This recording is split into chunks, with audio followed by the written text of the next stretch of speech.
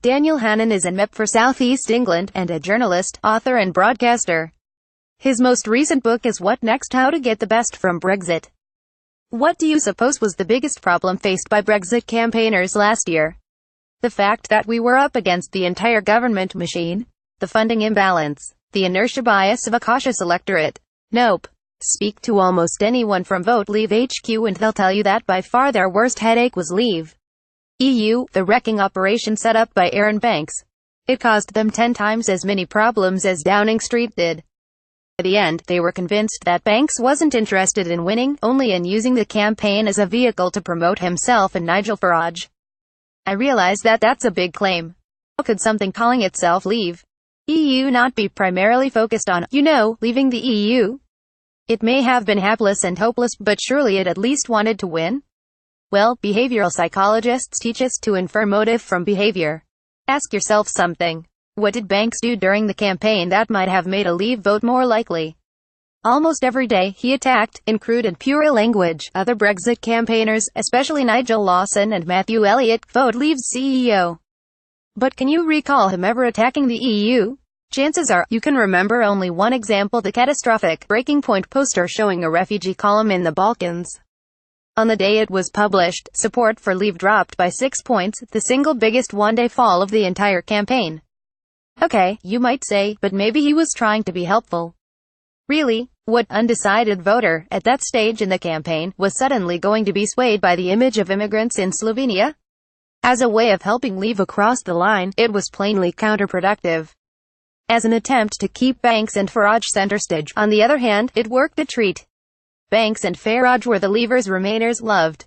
Craig Oliver, who organized Remain's media, is frank about it in his readable memoir. Above all else, he aimed to turn the poll into a Cameron-Farage contest. Hence his greatest tactical success of the campaign, offering ITN the Prime Minister for a televised debate, but only on condition that Farage was the opponent. Hence, too, David Cameron's constant description of the other side as Nigel Farage's campaign, whose victory would lead to Nigel Farage's Britain. Remain's pollsters were plainly telling them what ours were telling us. Up to 25% of the electorate were broadly Farage-state, and responded to his arguments.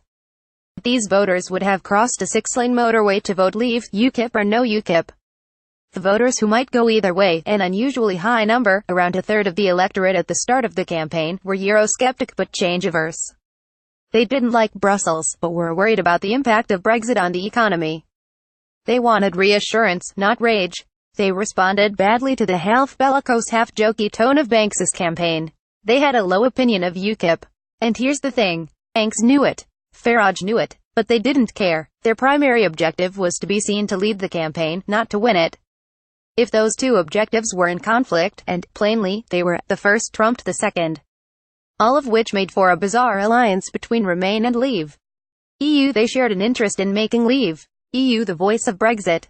They're still at it. News that Banks is under investigation by the Electoral Commission has naturally delighted the pro-establishment, especially The Guardian and Observer. Except, of course, they don't report this as Banks being under investigation. They report it as the Leave campaign being under investigation. But Banks wasn't the Leave campaign. If he had been, we'd have lost. There have been technical investigations into both Leave and Remain on compliance issues. But it's Banks who is attracting the most fevered speculation about where his money came from. No proof of wrongdoing has been found, but the lurid nature of the accusation is being used to suggest that Leave went improperly. To repeat, Banks's outfit was not Vote Leave, or even an ally of Vote Leave.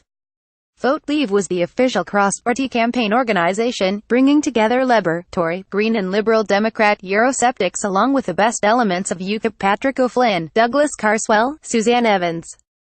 Banks's organization spent the referendum attacking the official Leave campaign, which he frankly described in a Times interview as the real enemy. It was no idle phrase.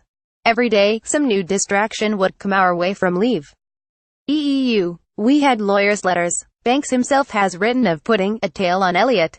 We even got to the point where, with days to go before the vote, Banks was giving out the phone numbers of our staff and encouraging people to spam them.